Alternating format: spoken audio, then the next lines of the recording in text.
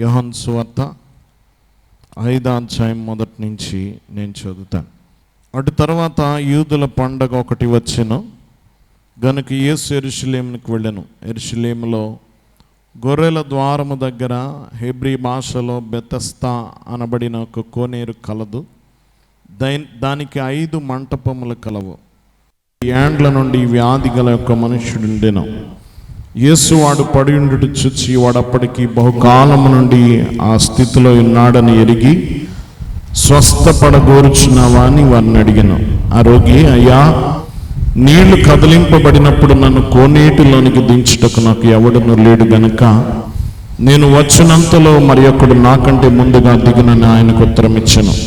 యేసు, నువ్వు లేచి నీ పరుపెత్తుకున్నాడు అని వానితో చెప్పగా తను పరుపెత్తుకుని నడిచెను. ప్రార్థించుకున్నా.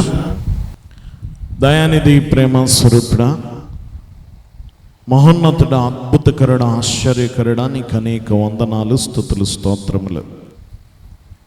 నీ వాక్కును మేము ధ్యానించుచూ ఉన్నాం. నీ అద్భుతాన్ని మేము ధ్యానించుచూ ఉన్నాం. నువ్వు చేసిన గొప్ప స్వస్థతను గురించి, అందులో ఉన్న సంగతులను లోతుగా మనసు యేసుని కథపై మలిపి యోచించిన మహిమ కనబడు నీకు అనుభవము దొరకని తండ్రి గారి ద్వారా రాయించారు. ఈ సంగతుల మీద మా మనస్సు మేము లగ్నము చేయుచుండగా, దేవా, నీ మహిమను, నీ మహాత్మ్యమును మేము ఎరిగి, దేవా, నీ అద్భుతాన్ని మేము అనుభవపూర్వకముగా మా జీవితంలో పొందుకోగల ధన్యత దయచేయమని స్వస్థాకారుడైన యేసు నామమును వేడుకొనుచున్నాం తండ్రి.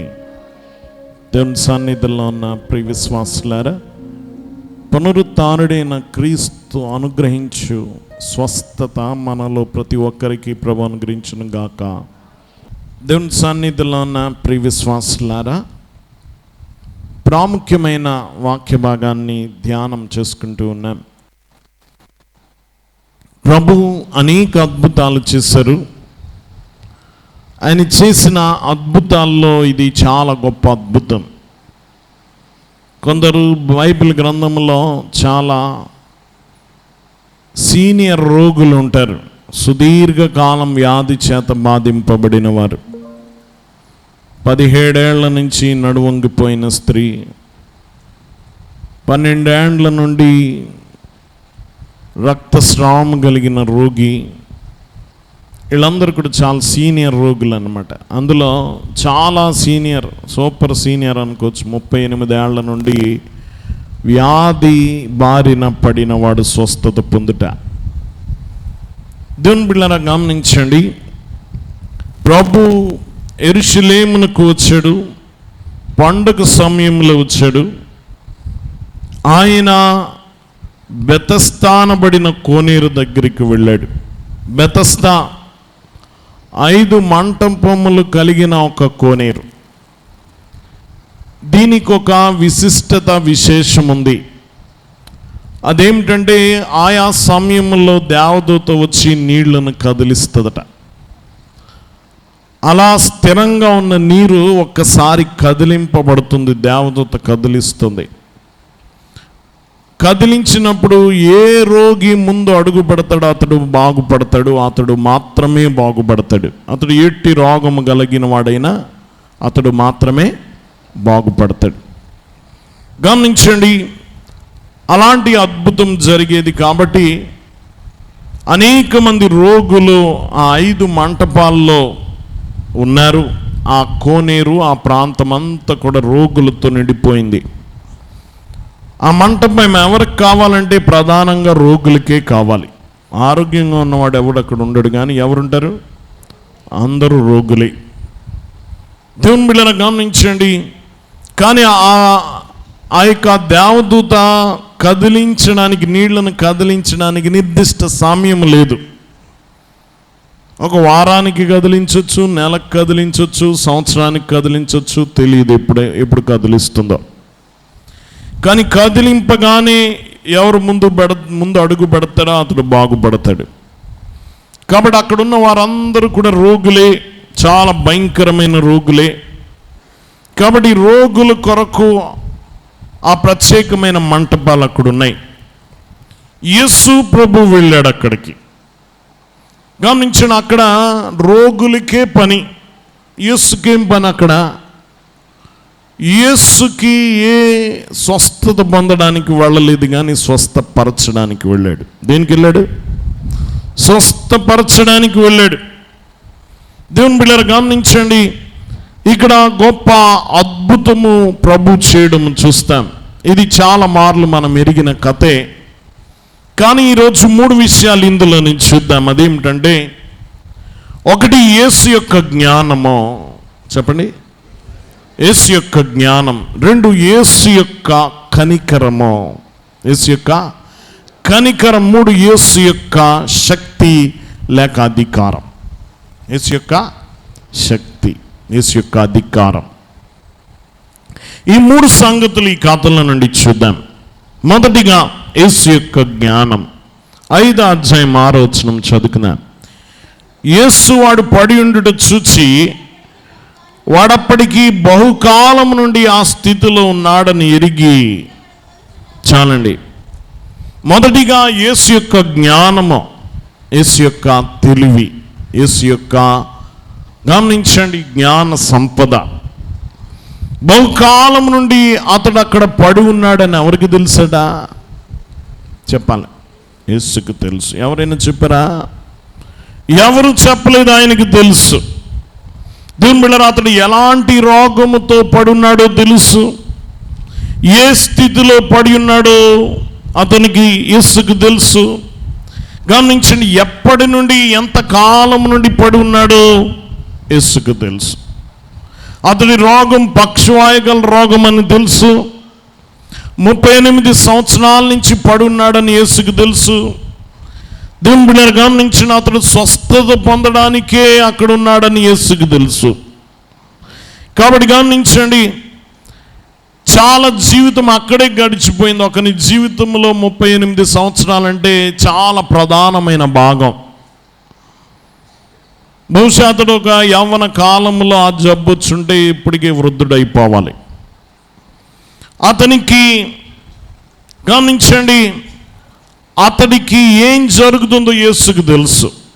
ప్రభు కొండ మీద ప్రసంగం చేస్తూ చెప్పాడు, మత్తయి సువార్త 6:8, మీరు అడగక మునిపే నాకు సమస్తము తెలిసే ఉన్నవి.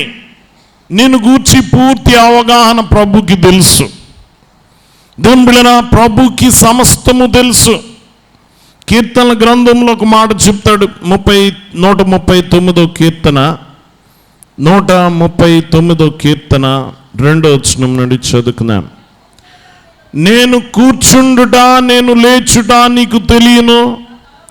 నాకు తలంపు పుట్టకమునుపే నీవు నా మనస్సు గ్రహించుచున్నావు.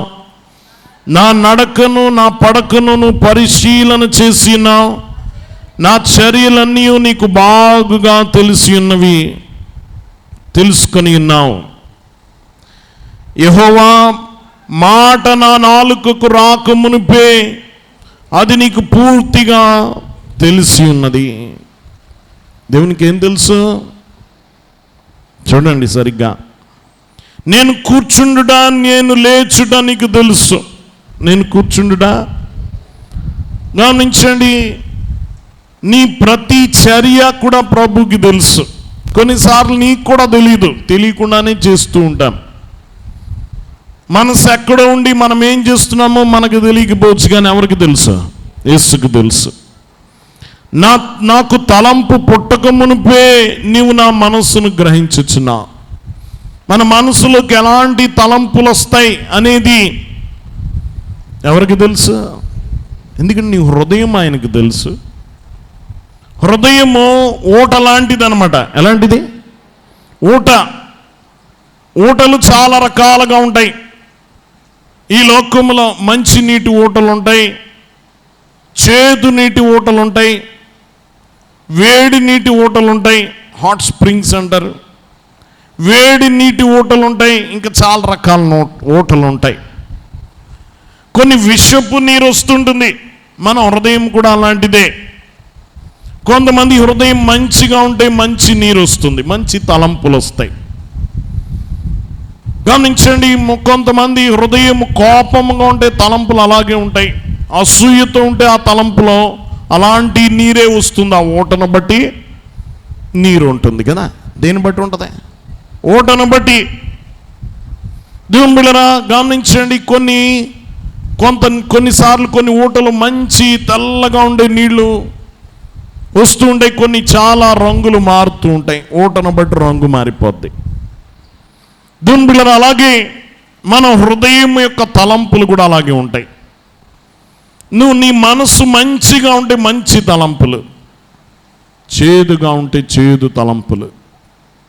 నీ తలంపులన్నీ కూడా నీ హృదయమును బట్టి ఉంటుంది. నీ హృదయాన్ని ఎరిగిన వాడు కనుక నీకు ఎలాంటి తలంపులు వస్తాయో ఎవరికి తెలుసు?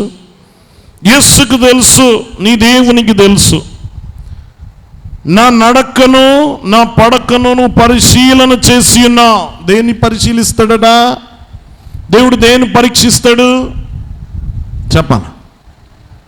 ఒకసారి చదవండి, మళ్ళీ ఒకసారి.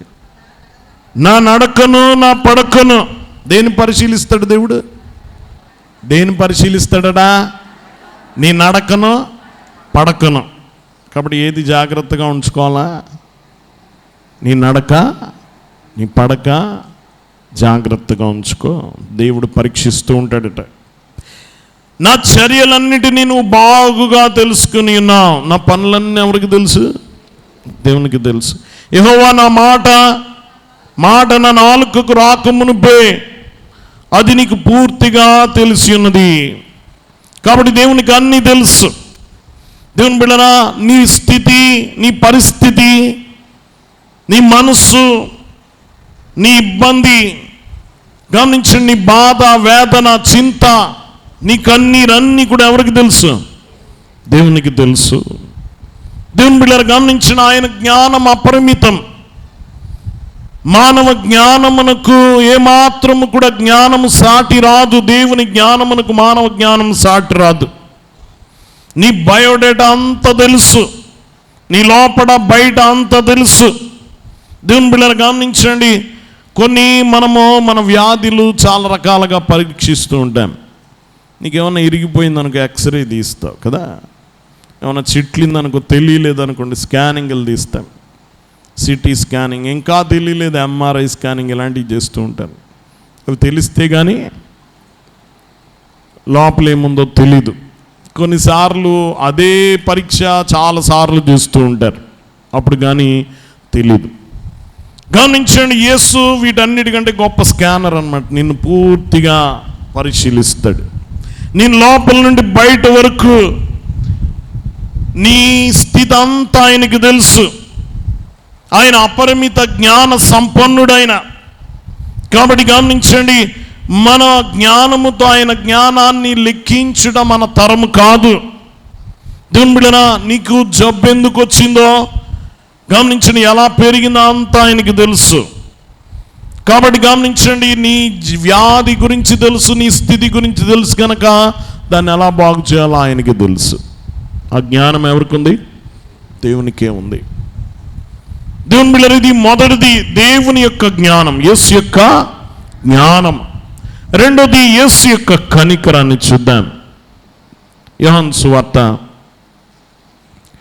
5వ అధ్యాయము, యోహాను సువార్త 5వ అధ్యాయము 6-7 వచనాలు చదువుకుందాం. స్వస్థపడగోరుచున్నవా? చాలా వింతైన ప్రశ్న ఇది. గమనించిన, అక్కడికి యేసు వచ్చాడు.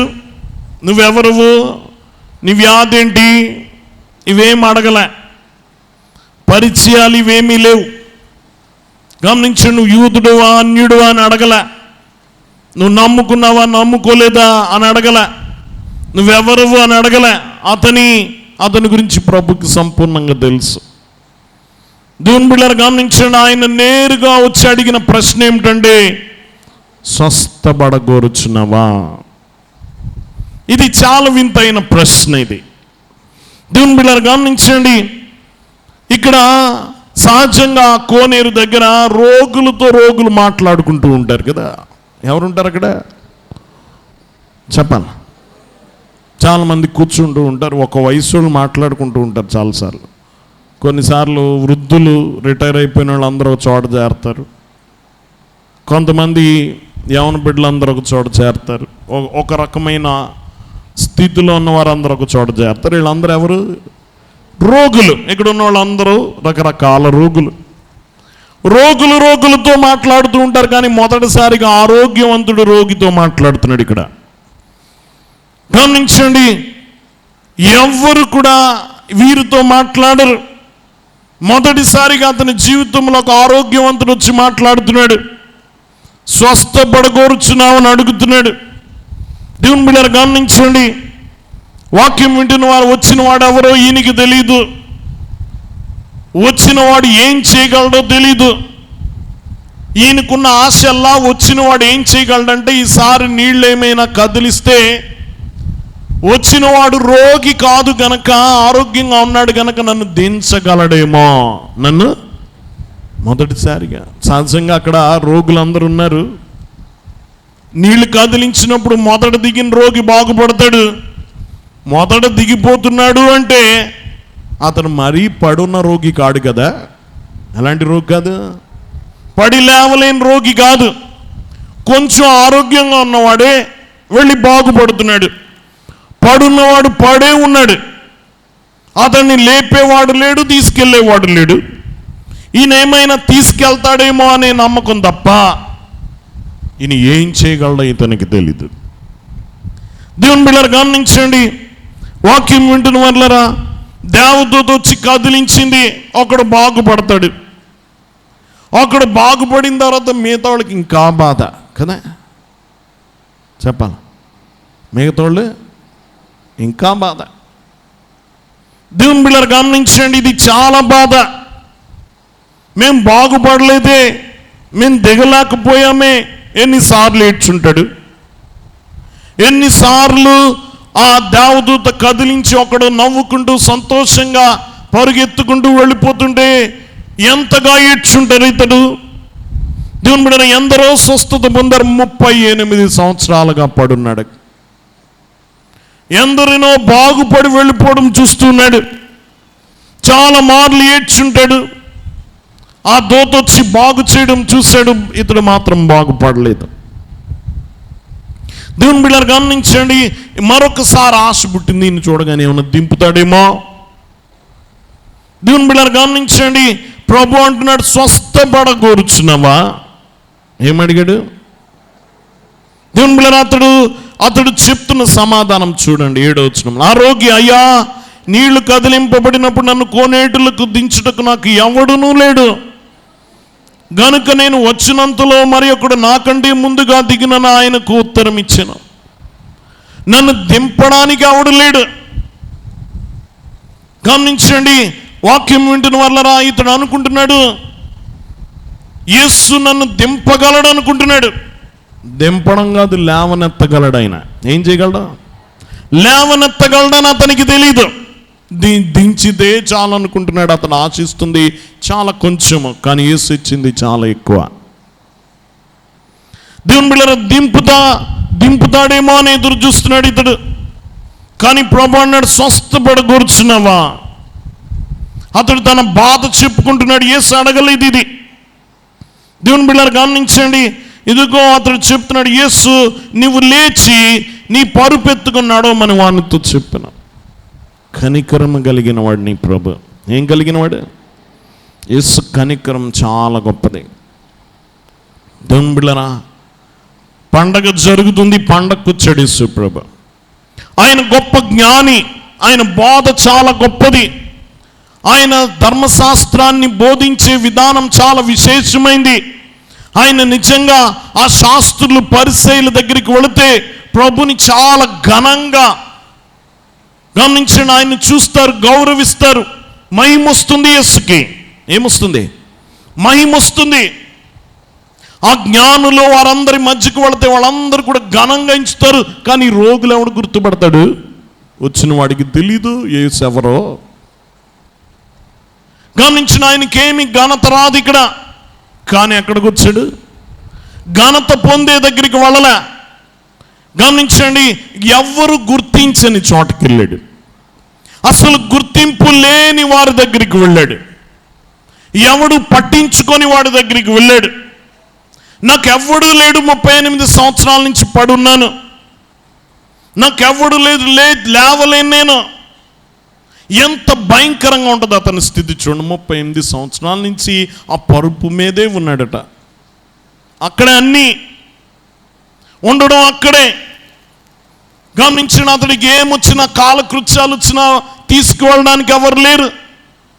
ఎంత కంపు కొడితే, ఎంత భయంకరమైన, ఎంత దుర్గంధములో, ఎంతటి దుస్థితిలో అతడు పడున్నాడు చూడండి. దేవుని బిడ్డలను గమనించండి. యేసు అతన్ని వెతుక్కుంటూ వచ్చాడు. పండగ జరిగి, సంబరం జరిగి, నవ్వుకునే వారందరి మధ్యకి వెళ్ళలే, పడి ఉండి గమనించండి, దుర్గంధములో, దుస్థితిలో నశించిపోతున్న వారిని వెతుక్కుంటూ వెళ్ళాడు యేసు ప్రభు. యేసు ప్రభు అదే. యేసు ప్రభు ఎవరు? గమనించిన, ఆయనకి ధనఘనతలు, మహిమలు ఉండే చోటకు వెళ్ళడు. ఆయన కనికరం కలిగిన వాడు. గమనించిన, ఆయన కనికరం కలిగిన వాడు. దున్సంగమ గమనించిన, నశించిన దానిని వెతికి రక్షించడానికి వచ్చాడు. జీవజలమైన, ఎవరైనా జీవజలము, నీరు పల్ల మెరుగు అంటారు. నీరు ఎటు వెళ్తుంది? ఎత్తెక్కదు, పల్లానికి వెళ్తుంది. యేసే జీవజలము. ఎక్కడ బలహీనులు ఉన్నారో, ఎక్కడ విడవబడిన వారు ఉన్నారో, త్రోసివేయబడిన వారు ఎవరున్నారో, గమనించిన, అక్కరలో ఉన్నవారు ఎవరున్నారో, దప్పికలో ఉన్నవారు ఎక్కడున్నారో అక్కడికి వెళ్తాడు ఆయన. ఆయన కనికరమో, వర్షమో. ఎండిన భూమిలో నెరవిడిచి ఎదురు చూస్తూ ఉంటుంది. ఇప్పుడు ఎండలకి భూములన్నీ పగిలిపోయి చూస్తూ ఉంటాయి కదా, చూస్తూ ఉంటాయి. ఈ ఎండాకాలం అయిపోయిన తర్వాత వర్షం కురవగానే అవన్నీ కూడా చల్లబడతాయి, వాటి నెరలన్నీ పోతాయి, చక్కగా పచ్చగా తయారైపోతుంది ఈ పంట. గమనించండి, ఇదిగో యేసు కనికరం వర్షం లాంటిది, ఎండిన భూమిలో వర్షం లాంటిది. ఆయన కనికరం కురిపిస్తాడు. ఆయన గమనించండి, బంజరు భూముల లాంటి ప్రజల మీద కుమ్మరిస్తాడు. ఆయన ఎవరి దగ్గరికి వెళతాడు? ఆయనకి ఎవరు కావాలి? ఆయన ఎవరికి కావాలి? విడవబడిన వారికి, అంటరాని వారికి, గమనించండి, లోటులో ఉన్న వారికి కావాలి. యేసు వారి దగ్గరికి వెళ్తాడు. ఈ భూమి పల్లము నీరును వెతుక్కుంటూ వెళ్ళదు, నీరే పల్లాన్ని వెతుక్కుంటూ వస్తుంది. యేసు వెతుక్కుంటూ వచ్చాడు. ఈ రోగిని వెతుక్కుంటూ వచ్చాడు, పడి ఉన్న మనిషిని వెతుక్కుంటూ వచ్చాడు, నశించిన మనిషిని వెతుక్కుంటూ వచ్చాడు. కనికర సంపన్నుడు నీ ప్రభు, కనికరము కలిగిన వాడు. నీ యేసు యొక్క కనికరాన్ని నమ్ము. నువ్వు స్వస్థత కొరకు వస్తే, దేవుని మేలు పొందడానికి వస్తే, నీ దేవుని యొక్క మనసు ఎలాంటిదో నువ్వు ఎరుగుండాలి. ఆయన చాలా కనికరం కలిగినవాడు, జాలి కలిగినవాడు. అయ్యగారు రాశారు, నన్ను దిద్దుము చిన్న ప్రాయము, సన్ను తిండగు నాయన, నువ్వు కన్న తండ్రి వనుచు నిన్ను చేరితి నాయన. అందులో ఒక వచనం రాస్తారు, జాలి గల నాయన. ఏ నాయన? ఏ తండ్రి అయినా జాలి కలిగినవాడు, కృప కలిగినవాడు, కనికర సంపన్నుడైన దేవుని బిడ్డలను గమనించండి. వాక్యం వింటున్న వాళ్ళరా, కనికర పడినవాడు, కరిగిపోయేవాడు. చాలా మార్లు కనికర పడ్డాడు ఆయన. ఒక రోగి వచ్చాడు, నీకు ఇష్టమైతే నువ్వు నన్ను శుద్ధినిగా చేయగలవని అడిగాడు. ఆయన కనికరపడి చేయి చాచి అతన్ని ముట్టుకున్నాడట. ఏం పడ్డాడు ఆయన?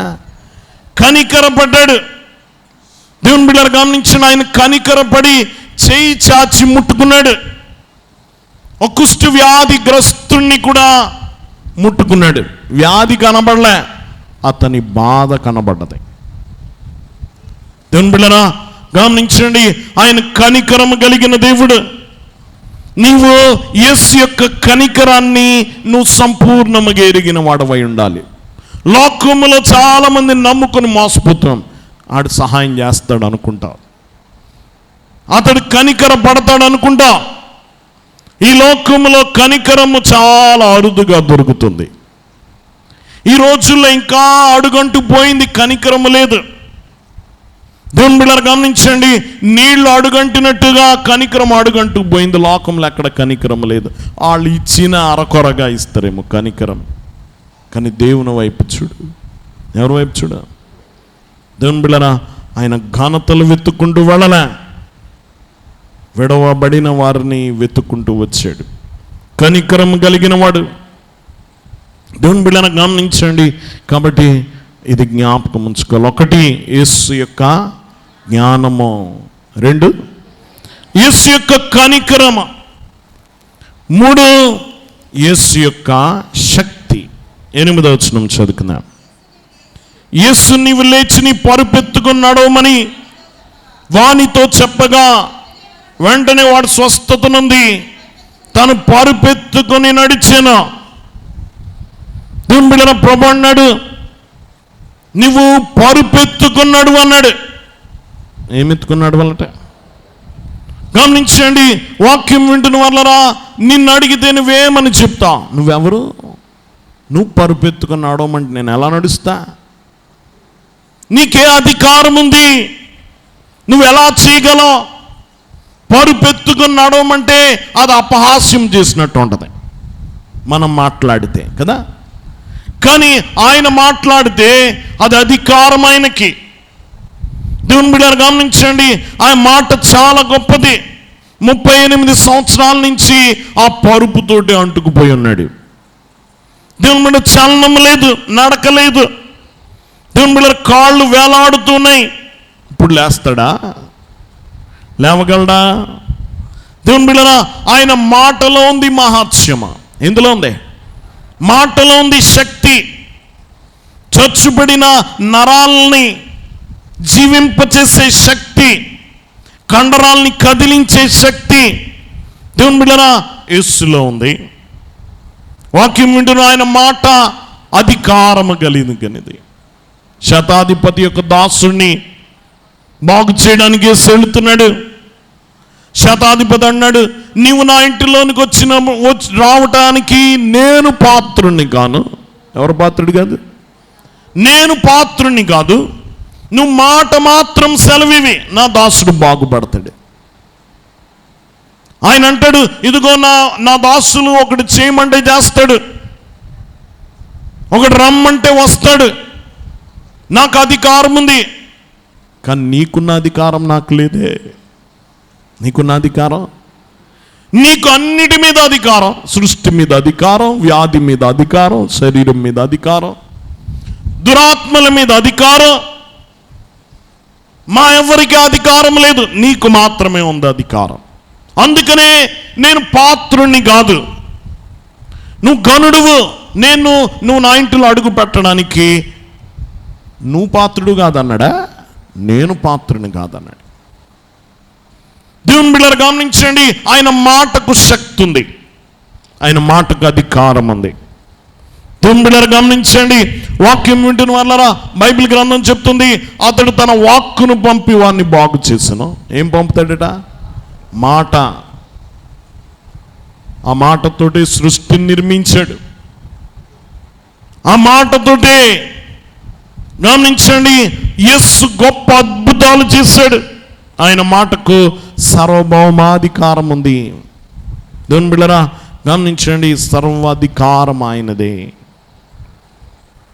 ఈరోజు ప్రభు సన్నిధిలో ఉన్న మనము గమనించండి, ప్రభు ఎదుట ఆయన శక్తి ఏంటో ఎరుగుండాలి. ఏమి ఎరుగుండాలా?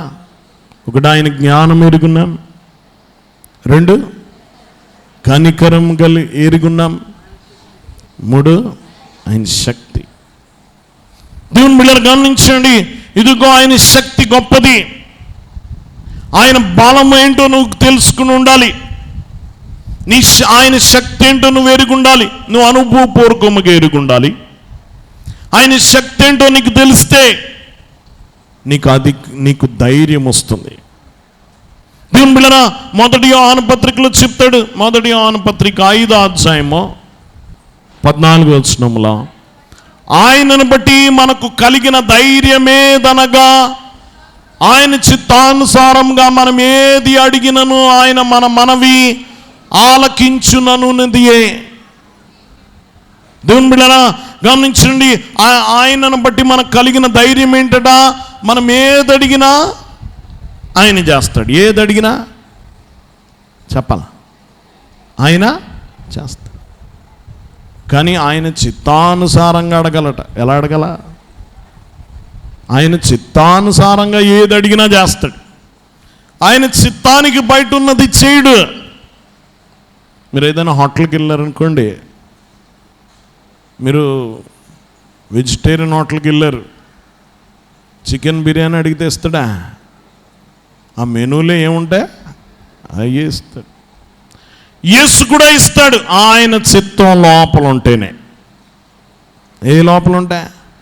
నువ్వు వచ్చావు, ప్రభా నా శత్రు చచ్చిపోవాలని ప్రార్థన చేసావు, చేస్తాడా? ఆయన చిత్తంలో లేదు అది.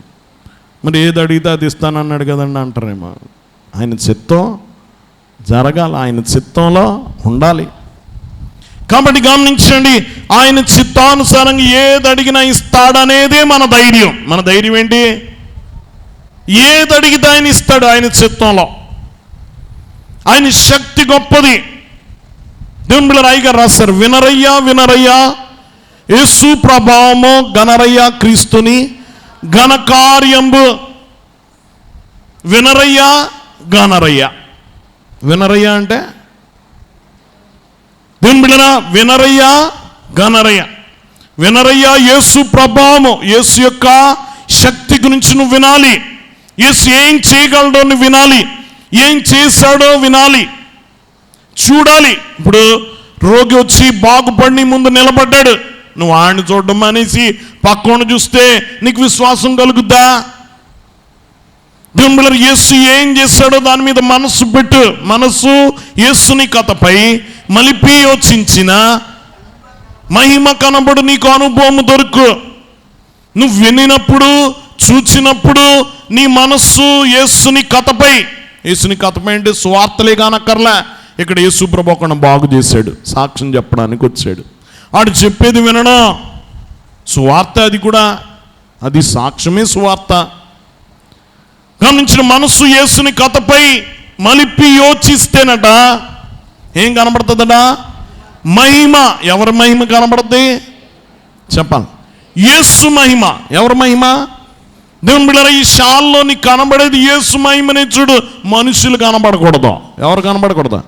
మనుషులు కాదు. మనుషుల్ని ఎత్తి చూపించరు ఇక్కడ. ఏమన్నా ఎత్తి చూపించాలా? యేసునే. యేసునే చూడు. మనసు యేసుని కథపై మలిపి యోచిస్తే యేసు మహిమ కనబడుతుంది, అది అనుభవంలోకి వస్తుంది. ఎందుకు వచ్చావు ఈరోజు? ఆ స్వస్థతో ఆ నెరవేర్పు అనుభవంలోకి రావడానికే కదా, చూసి విని వెళ్ళిపోవడానికి కాదు కదా. ఎందుకు వచ్చా? అనుభవంలోకి రావాలి, నేను పొందుకోవాలి. ఇప్పుడు ఇతడు పరుపు మీద ఉన్నాడు, ఇతని కథ నువ్వు వింటున్నావు, గమనించిన ఒకడు బాగుపడ్డాడు, అతన్ని చూస్తున్నా, నీ మనసు దాని మీద పెట్టావు.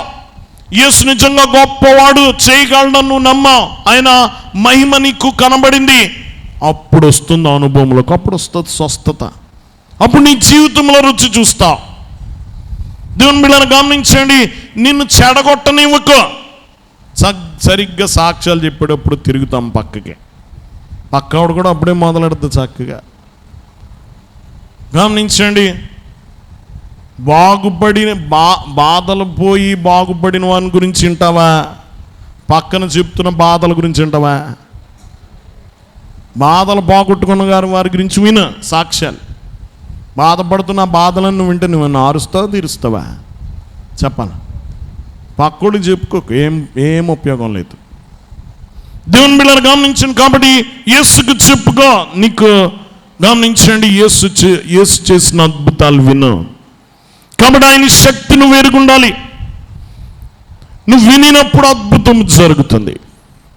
అతడు బాగుపడ్డాడు. చదువుకుందాం ఒకసారి. వెంటనే వాడు స్వస్థత నుండి తన పరుపెత్తుకొని నడిచిన. ఎప్పుడట?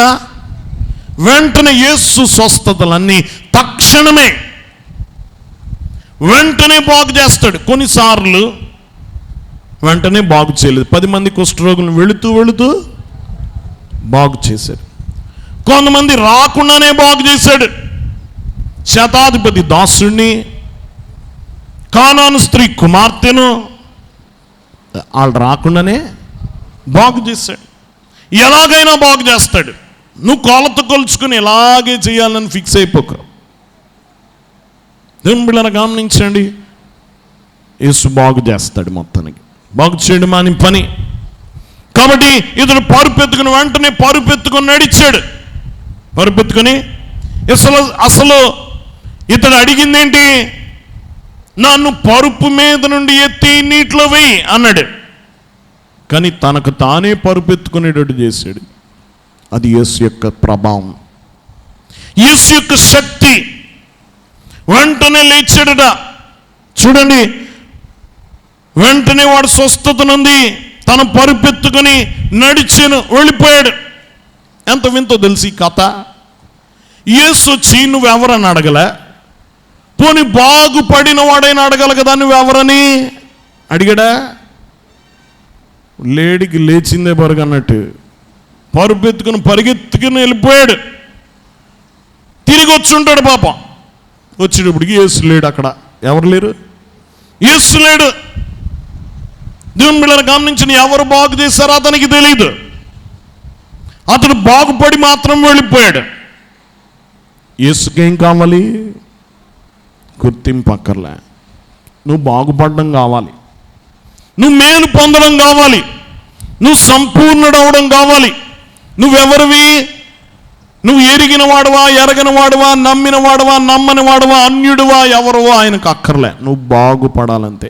నువ్వు బాధపడుతూ ఉండడం చూడలేడైనా, కనికరం కలిగిన వాడైనా, దేవుని బిడ్డలారా గమనించండి, శక్తి కలిగిన వాడైనా, పరుపెత్తుకున్నాడు అంటే గమనించండి, అంతవరకు 38 సంవత్సరాల నుంచి కదలిక లేని ఆ యొక్క నరాలు, కండరాలు, ఎముకలు, రక్తము అన్ని చలించి ఒక్కసారి కదిలే లేచి నడిచాడు. పరుపెత్తుకుని వెళ్ళిపోయాడట. దేవుని బిడ్డలారా గమనించండి, 10వ వచనంలో, ఆ దినం విశ్రాంతి దినము గనక యూదులు ఇది విశ్రాంతి దినము కదా, నువ్వు పరుపెత్తుకొన తగదే అని స్వస్థత నొందిన వానితో చెప్పిరి. అందుకు వాడు, నన్ను స్వస్థపరిచిన వాడు నీ పరుపెత్తుకుని నడవమని నాతో చెప్పిన నేను. వారు పరుపెత్తుకుని నడవమని నీతో చెప్పిన వాడు ఎవడని వాడిని అడిగిరి. ఆయన ఎవడో స్వస్థత నొందిన వానికి తెలియలేదు. ఆ చోటును గుంపు కూడి ఉండేను గనక యేసు తప్పించుకొని పోయాను. యేసు ఏం చేశాడట? నువ్వు కానీ బాగు చేస్తే తప్పించుకుని వెళ్తావా? చెప్పాలి. పెద్ద స్టేజ్ వేసి నిలబడతావు అక్కడ. నువ్వు బాగు చేస్తే ఏం చేస్తా? తప్పించుకుని వెళ్తావా? చెప్పాలా? నువ్వు నిలబడిపోతా. ఈరోజు బాగు చేయనోడు కూడా ఫోటోలు వేసుకుంటున్నాడు కదా. ఈరోజు చాలా వరకు మీటింగులు జరిగితే చక్కగా యేసుప్రభు ఫోటో పక్కన, ఆ తర్వాత బోధించేవాళ్ళు బోధకులు ఇంత ఫోటోలు వేసేవారు. ఇప్పుడు యేసుప్రభు ఫోటో లేదు కదా. ఏ ఫోటోలు? ఎంత పెద్ద సైజులో వాళ్ళ ఫోటోలే. పోనీ ఆయన ఏమైనా బాగు చేస్తాడా? చేయడు. పబ్లిసిటీ ఎవరికే? మనిషికి. ఎవరికి రావాలి మహిమ? దేవుడు పొందాలి. ఈరోజు మహిమ కొరకు వెంపర్లాడుతున్నారు. వాళ్ళు చేయలేకపోయినా, వాళ్ళ వల్ల ఏమి కాదని తెలిసిన, గమనించిన మహిమ కొరకు ప్రాకులాడేవారు మనిషి చుట్టూ కట్టుకుంటున్నారు వారి సంఘాలు. వ్యక్తి ఆరాధన ఎక్కువైపోయింది. ఇప్పుడు యేసు మహిమ పొందాలి. ఎవరు పొందాలి? అసలు మహిమ పొందాల్సినోడే తప్పించుకుని వెళ్ళిపోయాడట. ఎక్కడికి వెళ్ళిపోయాడు? తప్పించుకుని వెళ్ళిపోయాడు, దాటిపోయాడైనా. కొందరు వచ్చి అడుగుతున్నారు, ఇదిగో ఈరోజు విశ్రాంతి దినము కదా, నువ్వు స్వస్థత నొందదగదు కదా, ఈరోజు ఏం చేయకూడదట? పోనీ ఇంకో రోజు నీ దగ్గరికి వస్తాను, నువ్వు బాగు చేస్తావా? చెప్పాలి. అది విశ్రాంతి దినం కాదు. ఏ ఆదివారమో సోమవారమో ఈయన దగ్గరికి వెళ్ళనుకుంటే బాగు చేస్తాడా? లోకంలో సామెత ఉంటుంది, అమ్మ పెట్టదు అడుక్కు తినానివ్వదన్నాడు. ఈ పని ఇలాగే ఉంటుంది కదా. వీళ్ళు చేయరు, చేసేవాడిని చేయనివ్వరు. వీళ్ళకి అన్ని ఆటంకాలే. దేవుని బిడ్డలారా గమనించండి, వాక్యం వింటున్న వాళ్ళ రీతుడు ఇదిగో విశ్రాంతి దినమును చేయదగదే అంటున్నాడు. ఏమో నాకు తెలియదు, ఆయన ఎవరో పరుపెత్తుకుని లేవమన్నాడు, లేచాను అన్నాడు. ఎవరైనా ఆయన ఎవరో నాకు తెలియదు అన్నాడు. ఇది చాలా కష్టం. ఆయన ఎవరో తెలియకుండా నువ్వు వెళ్ళిపోకూడదు. ఆయన ఎవరో తెలియకుండా నువ్వు వెళ్ళిపోకూడదు. యేసు అతన్ని వెతుక్కుంటూ వెళ్ళాడు. చదువుకున్నాను. అటు తర్వాత యేసు దేవాలయములో వానిని చూచి ఇదిగో స్వస్థత నొందితివి, మరి ఎక్కువ కీడుని కలగకుండానట్లు ఇకను పాపము చేయకమని చెప్పగా వాడు వెళ్ళి తను స్వస్థపరిచిన వాడు యేసు అని యూదులకు తెలియచెప్పాను. అప్పటి వరకు తెలియదు యేసు అని. యేసు వచ్చి చెప్తున్నాడు, గమనించండి, ఇదిగో స్వస్థత నొందితివి, మరి ఎక్కువ కీడు చేయకుండా, కీడు నీకు కలగకుండానట్లు ఇక నువ్వు పాపం చేయకమని చెప్పగా,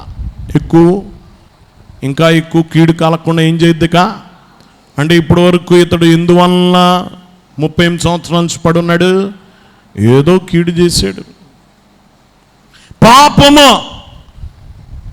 ఇంకో చోట యోహాను సువార్త 9వ అధ్యాయంలో 7వ అధ్యాయంలో ఇంకో రోగిని బాగు చేశాడు.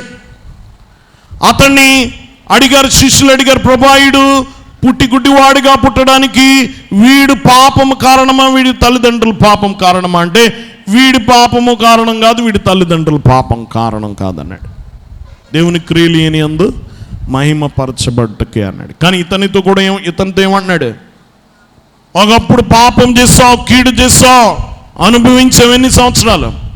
38 సంవత్సరాల శిక్ష అనుభవించావు. ఇంకా ఎక్కువ, ఇంకా కీడు చేస్తే మరి ఎక్కువ. గమనించండి, ఇక్కడ అంటున్నాడు మరి ఎక్కువ కీడు నీకు కలగకుండానట్లు. ఇప్పుడు పాపం చేస్తే ఇంకా ఎక్కువ కీడు అలా కలుగుద్ది చెప్పాలి. 38 సంవత్సరాలు అయింది, ఒక 60-70 సంవత్సరాలు ఉంటాయి. ఇప్పుడు మళ్ళీ పడ్డాడు అనుకోండి,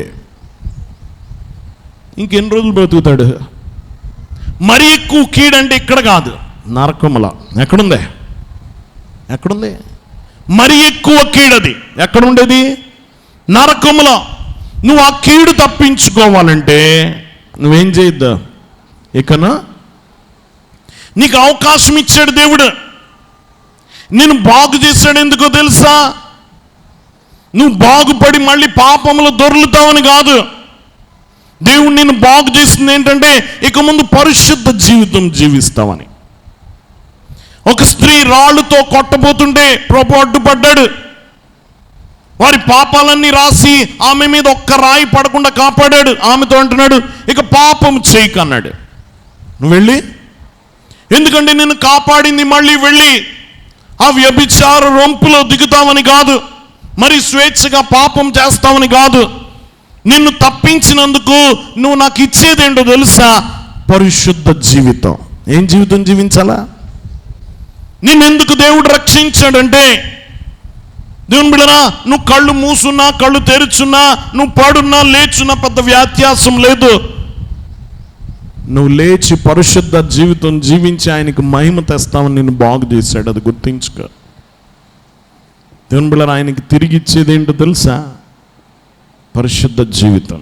నీకు ఎక్కువ కీడు చేయకు, నీకు ఇంకా ఎక్కువ కీడు కలుగునట్లు పాపం చేయకన్నాడు. దేవుని బిడ్డలారా గమనించండి, వాక్యం వింటున్న వాళ్ళరా, ఈరోజు చక్కని మాట ప్రభు అతడితో చెప్తున్నాడు, ఇక పాపము చేయకు. నీ పాపము కడగడానికి ఆయన రక్తం కారుస్తున్నాడు. సునాయాసంగా నువ్వు పాపం చేస్తావేమో, ఇంకా ఇంకా ఆయన రక్తం కారుస్తావా? నీ పాపం ఊరికినే వదలలే, తన రక్తం కారిస్తే కానీ నీ పాపం పోలే. కాబట్టి ఇక పాపం చేయకో, ఇంకా ఆయన బాధ పెట్టకు. దేవుని బిడ్డలారా గమనించండి, ఇక్కడ ఇదే అధ్యాయంలో చెప్తాడు 29వ వచనంలో, యోహాను సువార్త 5:24-29, మేలు చేసిన వారు జీవ పునరుత్థానమునకును, కీడు చేసిన వారు తీర్పు పునరుత్థానమునకు బయటకు వచ్చేదరు. మేలు చేసిన వారు జీవ పునరుత్థానం, కీడు చేసిన వాడు తీర్పులోకి వస్తావు. దేవుడు నిన్ను కటాక్షించి నిన్ను రక్షించి నీ పాపమంతా కడిగిన తర్వాత కూడా నువ్వు మళ్ళీ కీడు చేస్తే తీర్పులోకి వస్తావు, జాగ్రత్త అంటున్నాడు. దేవుని బిడ్డలారా గమనించండి, ఈరోజు ప్రభు సన్నిధిలో మనం ఉన్నప్పుడు ఇది జ్ఞాపకం ఉంచుకుందాం. ఇతడితో చెప్తున్నాడు, ఇంకా ఎక్కువ పాపం చెయ్యకు, పరిశుద్ధంగా బ్రతుకు. అతడు వెళ్ళి చెప్తున్నాడు, నన్ను బాగు చేసింది యేసు, నన్ను బాగు చేసింది యేసు. స్పష్టంగా చెప్తున్నాడు. దేవుని మహింపరచాలి, అదేమి తప్పేమీ కాదు. ఎవరు బాగు చేశారో చెప్పాలి. ఎత్తి చూపించాడు ప్రభుని. దేవుని బిడ్డలారా గమనించండి, ఎంత గొప్ప అద్భుతం ఇది. దేవుని యొక్క శక్తిని నువ్వు తెలుసుకో. 3 విషయాలు ఈరోజు మనం తెలుసుకున్నాం. ఒకటి, యేసు యొక్క జ్ఞానం. నీకు నువ్వు అడక్కు మునిపే తెలుసు. నీ బాధ ఏంటో నువ్వు వ్యక్తం చేయలేకపోయినా తెలుసు. దేవుని బిడ్డలారా నీ మనసులో ఉన్న వేదన అంతా తెలుసు. దేవుని బిడ్డలారా తెలుసు కాబట్టి అడగక్కర్లేదు అనుకుంటావేమో, అడగాలి. నువ్వేం చేయాలి? అడగాలి కూడా. నీ బాధ నీ మాటల్లో నుండి దేవునికి తెలియచెప్పాలి. నీ ప్రార్థన ద్వారా నీ బాధ వ్యక్తం చేయాలి. తెలుసు దేవునికి, కానీ గమనించి నీ చెప్తే కానీ తెలుసుకోలేనంత అజ్ఞాని కాదు, ఆయనకి సమస్తము తెలుసు. కానీ నువ్వు నోరు తెరిచి ప్రార్థించాలి. కాబట్టి గమనించండి, నీ గురించి అంతా తెలుసు. నువ్వెప్పుడు కూడా గమనించండి, ఇందాక మనం చదువుకున్నా, నేను కూర్చుండుట లేచుట అన్నీ తెలుసు, నా మాట తెలుసు నీకు రాకమునిపే, నా పడక నా నడక ఆయన పరీక్షిస్తాడు. గమనించండి, ఈ జ్ఞానము గురించి, దేవుడిని గురించి సమస్తము తెలుసు అనేది ఒక ప్రోత్సాహము, ఒక హెచ్చరిక కూడా. ప్రభా నా గురించి నీకు అంతా తెలుసు అనేది ఒక ప్రోత్సాహమే కదా, హెచ్చరిక కూడా. జాగ్రత్త, ఆయన చూస్తున్నాడు, నిన్ను చూస్తున్నాడు. చాలా చోట్ల మీరు ఎక్కడికైనా వెళ్తే ఒక మాట రాస్తూ ఉంటుంది, CCTV పర్యవేక్షణలో ఉన్నారు మీరు, ఒళ్ళు దగ్గర పెట్టుకుని ఉండండి అని అర్థం. అంతేనా? ఏం చూస్తుంది నిన్ను? కెమెరా కళ్ళు చూస్తున్నాయి. గమనించండి, ఇప్పుడు అన్ని చోట్ల ఏం పెడుతున్నారు? మనం కూడా ఇప్పుడు అన్ని కూడా కెమెరాల మధ్య ఉన్నాను. మందిరాలన్నిటికి కూడా హెచ్చరిక చేశారు, తప్పనిసరిగా పెట్టాలని. ఇప్పుడు అందరి ఇళ్ళకి కూడా అన్నిటికీ ఏం పెట్టుకున్నారు? CC కెమెరా పెట్టుకున్నారు. నిరంతరం పర్యవేక్షిస్తున్నాడు. ఆ కన్ను నిన్ను చూస్తూ ఉంటుంది అన్నమాట. దేవుని బిడ్డలారా గమనించండి, ఆ దేవుని కన్ను అలాగే చూస్తూ ఉంటుంది. ఈ CC కెమెరా బయటే చూస్తుందేమో, యేసు కన్ను లోపల కూడా చూస్తుంది. నీ లోపల మాట తెలుసు, తలంపు తెలుసు, ఆలోచన తెలుసు, అన్నీ తెలుసు. కాబట్టి నువ్వు జాగ్రత్తగా ఒక హెచ్చరిక. దేవుడు నీ గురించి ఎప్పుడు తెలుసుకుంటూ ఉంటాడు, అంతా ఆయనకు తెలుసు అనేది ఒక ప్రోత్సాహమే కాదు, ఒక హెచ్చరిక కూడా, ఒక హెచ్చరిక కూడా. 2, ఆయన కనికరం. ఏంటి? ఇప్పుడు మన అందరం దేవుని దగ్గరికి ఎన్నిసార్లు పదే మన అంశాలన్నీ పట్టుకొని వచ్చేస్తున్నామంటే ఏం ఆధారం చేసుకుని వస్తున్నా? కనికరం. దేని మీద కూర్చున్నాడు ఆయన? కరుణాపీఠం మీద కూర్చున్నాడు. మందిరంలో దేని మీద కూర్చుంటాడు? కరుణాపీఠము. కనికర సంపన్నుడు. తీర్పు సింహాసనం మీద కూర్చోలే. గమనించండి, ఆయన కనికరమునే చూపించడానికి వచ్చాడు, తీర్పు తీర్చడానికి రాలేదన్నాడు. జాలి కలిగిన వాడు, కనికరం మీద ఆధారపడే నువ్వు అడగాలి దేవుణ్ణి. నీ నీతిని ఆధారం చేసుకుని అడగవు కదా. ప్రభా నేను ఎంత కరెక్ట్గా ఉన్నా, నేను ఎందుకు చెయ్యు అని అడగలేవు నువ్వు. ఎందుకంటే నీ నీతి ఆయన ముందు మురికి గుడ్డల్లాగా ఉంది. గమనించి నువ్వు ఆధారం చేసుకోవాల్సింది ఆయన కనికరాన్నే. దేన్ని? కనికరాన్ని. యేసు కనికరం కలిగిన వాడు. 3, యేసు శక్తి కలిగిన వాడు, అధికారం కలిగిన వాడు. ఆయన మాటకు అధికారం ఉంది, శక్తి ఉంది ఆయనకి, మహాప్రభావం కలిగిన వాడు. ఆయనకు గమనించండి, తుఫాను ఆగిపోయింది ఆయన మాటకు, సముద్రం అలలు ఆగిపోయినాయి.